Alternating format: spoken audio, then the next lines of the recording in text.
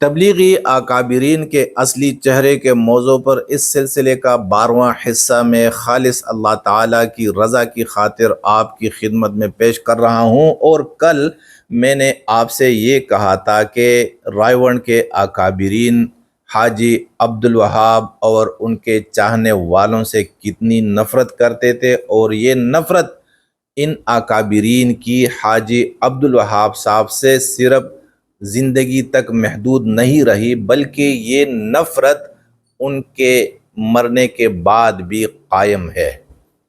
کس طرح قائم ہے تو اس کا ثبوت میں آپ کو پیش کروں گا، اور جب آپ مان لیں گے کہ ہاں ان کے ساتھ مرنے کے بعد بھی زیادتی ہوئی ہے، تو پھر آپ کو میری ساری باتوں پر یقین کرنا چاہیے کہ میں ان سے کوئی ذاتی اختلاف نہیں رکھتا، کوئی ذاتی جھگڑا میرا ان سے نہیں ہے، اور میں دونوں فرقوں میں سے اب کسی بھی فرقے کا حامی نہیں ہوں، لیکن تبلیغی جماعت میں میری عمر گزری ہے اور مجھے یہ محنت اپنی جان سے بھی پیاری ہے۔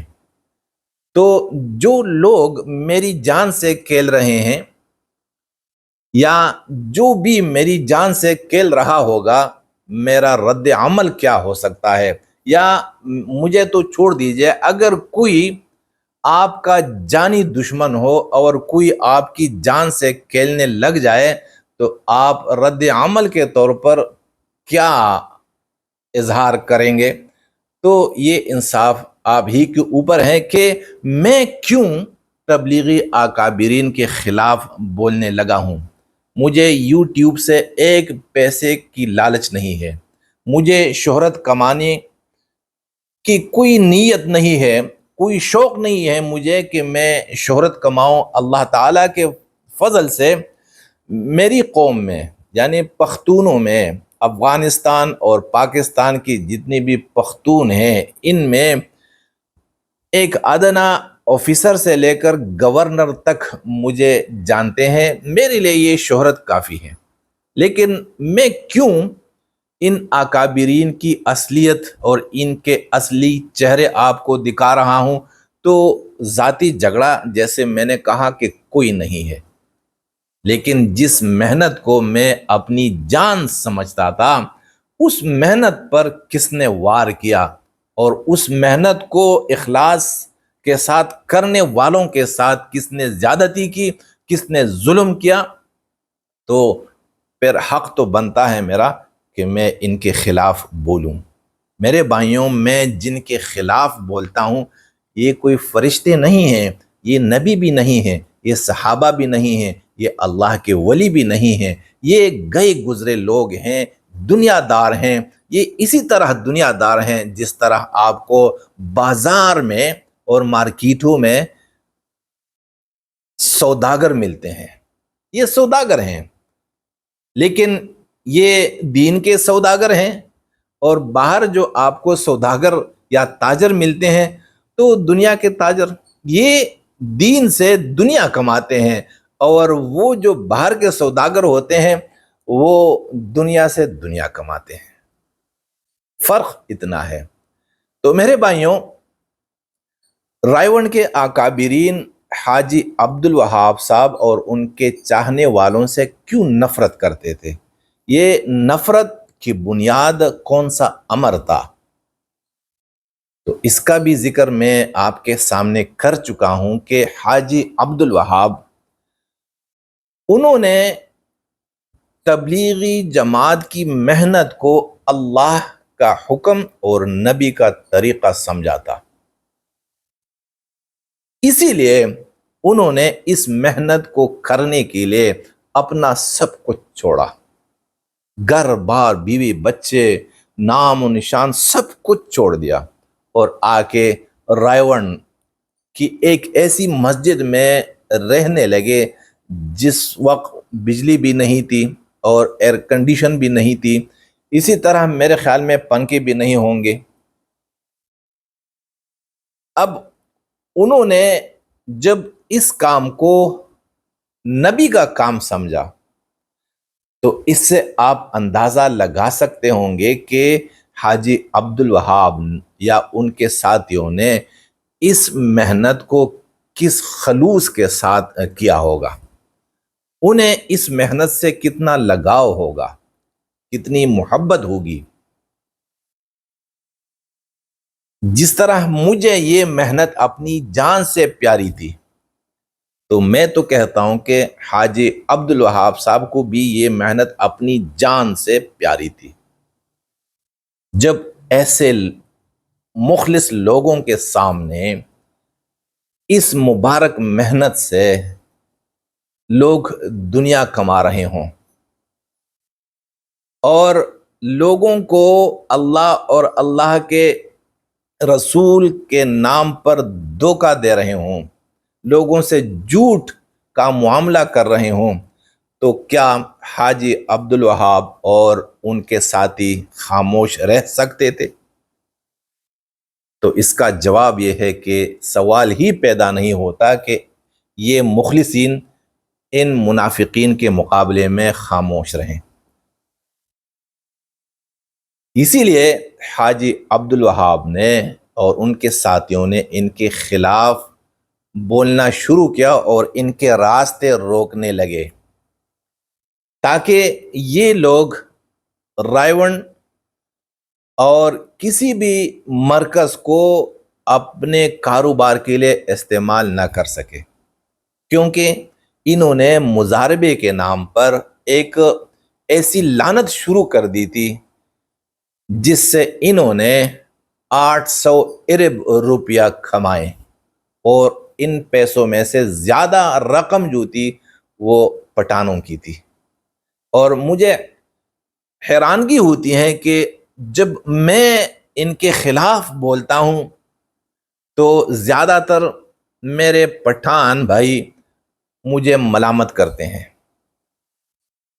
بھائی میں تو آپ کے لیے آواز لگا رہا ہوں کہ جنہوں نے آپ کے پیسے کمائے ہیں، میں پاکستان کے تمام اداروں سے اپیل کرتا ہوں کہ نیب میں ان کے خلاف جو فائلیں کھلی تھی، جو کیسز چلنے لگے تھے، اور پھر وہ فائل نعیم بٹ کے کہنے پر نواز شریف صاحب نے بند کروا دی تھی، اسی فائل کو کھول دیا جائے، تاکہ دودھ کا دودھ اور پانی کا پانی ہو سکے، تاکہ آپ کو پتہ چل جائے کہ رائیون کے اکابرین نے کیا کیا نہیں کیا اللہ اور اللہ کے رسول کے نام پر۔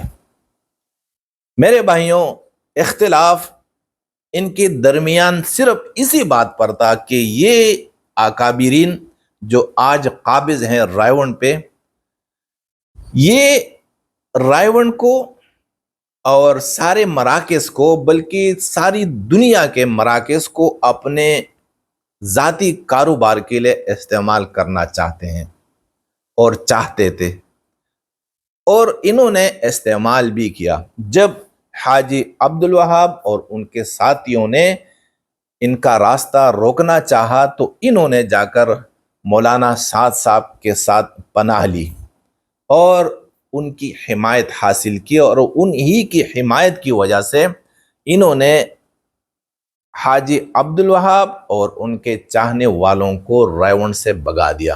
حاجی عبد الوہاب صاحب کو تو نہیں بھگا سکے، کیونکہ ان کو رائیون میں رکھنا ان کی مجبوری تھی، جیسے میں کل آپ سے کہہ چکا ہوں، اس لیے انہوں نے رہنا تھا۔ لیکن جب حاجی عبد الوہاب صاحب کے ساتھی بھاگ گئے، نکل گئے، اور کس کس ذریعے ان کو بھگایا تھا، انہوں نے کس کس کو بلایا تھا، کس کس مدرسے کے ڈنڈا بردار دستے آئے تھے، وہ سب ریکارڈ موجود ہیں، اور میں یا بہت ساتھی انشاءاللہ ابھی بولنے لگیں گے، وہ آپ کو ثبوت بھی دیں گے کہ کون کون گئے تھے اس آپریشن میں۔ آپریشن کیا تھا کہ رائیون مرکز کو حاجی عبد الوہاب کے ساتھیوں سے خالی کرنا ہے۔ وجہ کیا ہے؟ انہوں نے علماء کو بھی اکسایا تھا کہ بھائی حاجی عبد الوہاب علماء کے دشمن ہیں، وہ تو عالم نہیں تھے، مولوی نہیں تھے، اور ان کے چاہنے والے بھی مولوی نہیں تھے، وہ تو اس کام کو آخرت کی زندگی بنانے کے لیے کر رہے تھے، لیکن ان مولویوں نے اپنے مولویوں کو اکسایا اور وہ بیچارے ان کے دھوکے میں آ گئے اور انہوں نے اپنے لشکر بھیجے، ریون میں آپریشن کیا، حاجی عبد الوہاب رہ گئے، انہیں نظر بند کر دیا اور ان کے ساتھیوں کو بھگا دیا۔ پھر حاجی عبد الوہاب صاحب کو ان کی زندگی میں انہوں نے کتنا ستایا، اس کا اندازہ آپ اس بات سے کر سکتے ہیں کہ ایک بار حاجی عبد الوہاب نے شہباز شریف جب پنجاب کے وزیر اعلیٰ تھے، انہیں ایک پیغام بھیجا اور کہا کہ مجھے اس قید سے آزاد کروا دو۔ شہباز شریف ابھی پرائم منسٹر ہیں پاکستان کے، کوئی جا کے ان سے پوچھ بھی سکتے ہیں، یہ جھوٹی بات نہیں ہے، لیکن میں اس لیے عمومی انداز میں کر رہا ہوں تاکہ آپ سمجھ جائیں کہ بھائی یہ جنہیں ہم اللہ والے سمجھتے ہیں یہ دنیا والے ہیں، یہ سوداگر ہیں، یہ نبی فرشتے اور ولی اللہ نہیں ہیں، یہ سوداگر ہیں۔ اور اتنے، میں کیا کہوں، اتنے ذلیل سوداگر کوئی ہو سکتا ہے جو دین سے دنیا کمائے؟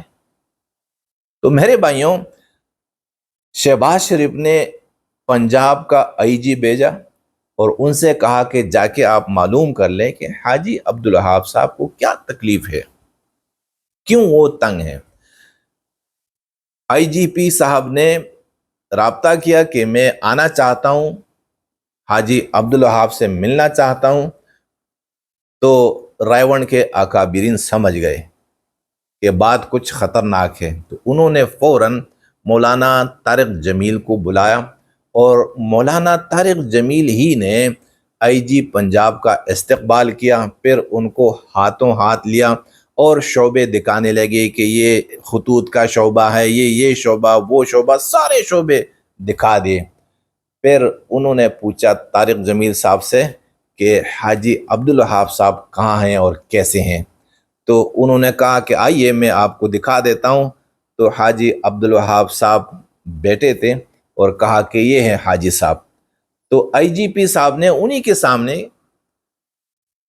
پوچھا حاجی صاحب سے کہ حاجی صاحب کیا حال ہے؟ تو انہوں نے کہا ٹھیک ہوں۔ کہا کوئی تکلیف ہے؟ تو انہوں نے کہا کہ کوئی تکلیف نہیں ہے۔ حاجی صاحب تو سمجھ گئے نا کہ اب سب کے سامنے جب مجھے اسی طرح کہا جا رہا ہو کہ کیا تکلیف ہے، تو میں تو یہ بیان نہیں کر سکتا، کیونکہ حاجی عبد الوہاب صاحب کو پتا تھا کہ یہ لوگ کتنے خطرناک ہیں اور یہ کتنے تیز تراز ہیں۔ تو آئی جی پی صاحب چلے گئے خوش ہو کے اور جا کے رپورٹ دی شہباز شریف کو کہ حاجی صاحب کو کوئی تکلیف نہیں۔ یہ تو ایک واقعہ میں آپ کو بتاتا ہوں انہیں کتنا ستایا۔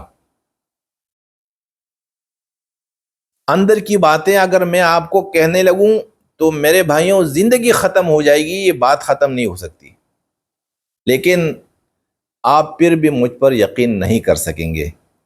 ثبوت کے طور پر، یعنی جو کچھ میں نے کہا کہ حاجی صاحب کو انہوں نے ان کی زندگی میں کتنا ستایا، تو ان باتوں پر آپ یقین نہیں کرتے، لیکن ایک ثبوت میں دیتا ہوں کہ ان کی نفرت، یعنی ریونڈ کے اکابرین کی نفرت حاجی عبد الوہاب صاحب سے اتنی تھی کہ مرنے کے بعد بھی وہ نفرت قائم رہی، اور وہ کس صورت میں اور کس شکل میں، یہ بات میں آپ کو ثبوت کے طور پر پیش کرتا ہوں۔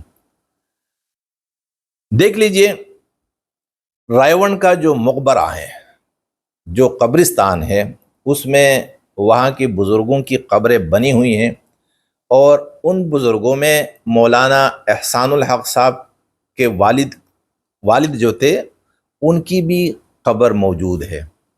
ان کی قبر پر جو تختی لگی ہوئی ہے اس میں مولانا احسان الحق صاحب کے والد صاحب کا نام ہے، اور ساتھ ساتھ میں لکھا کیا ہے اس تختی پر؟ امیر تبلیغی جماعت پاکستان۔ یعنی اپنے والد صاحب کی تختی پر تو کیا لگایا؟ امیر تبلیغی جماعت۔ اور حاجی عبد الوہاب صاحب اب ہمارے سامنے فوت ہوئے ہیں، اور وہ تبلیغ کے ایسے امیر تھے کہ ان سے زیادہ مقبول اور زیادہ مشہور، زیادہ معروف امیر کوئی بھی نہیں گزرا۔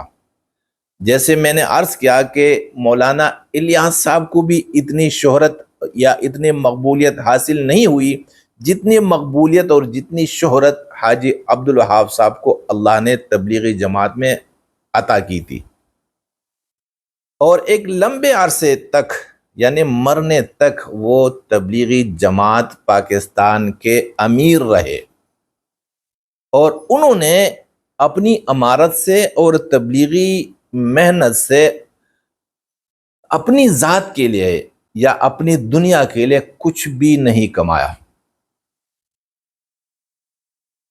ان کی قبر آپ جا کے دیکھ لیں، آپ انشاءاللہ آپ کو اسکرین پہ ان کی قبر کی تختی نظر آ جائے گی۔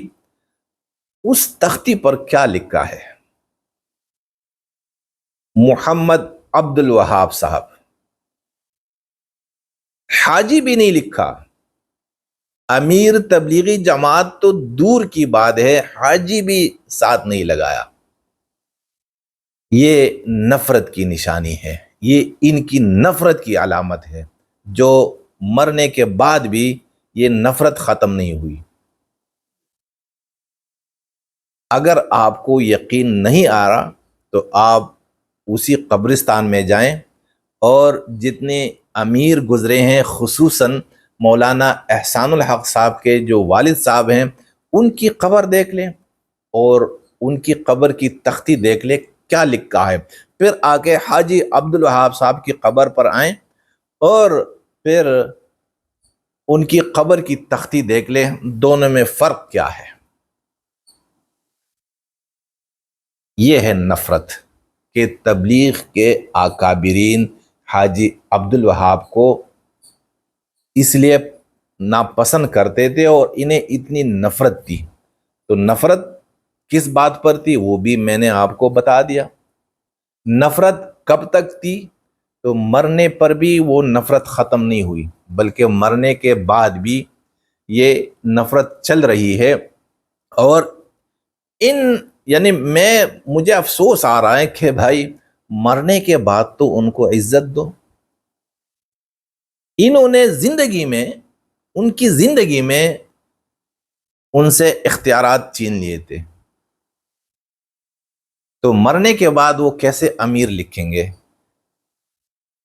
یہ ہے وہ ثبوت جو میں آپ کو دینا چاہ رہا تھا، اور میرے علاوہ بھی انشاءاللہ بہت سارے لوگ ابھی میدان میں آئیں گے، اور جنہوں نے تبلیغی کام کو اپنا کاروبار سمجھ کر اس کاروبار سے، یعنی اس محنت سے اپنی دنیا کمائی ہے، اور دوسروں کی دنیا برباد کی ہے، تو ان کے خلاف بہت بڑے شواہد بھی آئیں گے اور بہت سارے لوگ بھی بول اٹھیں گے۔ انشاءاللہ آپ انتظار کیجئے گا۔ اللہ آپ کو جزائے خیر دے۔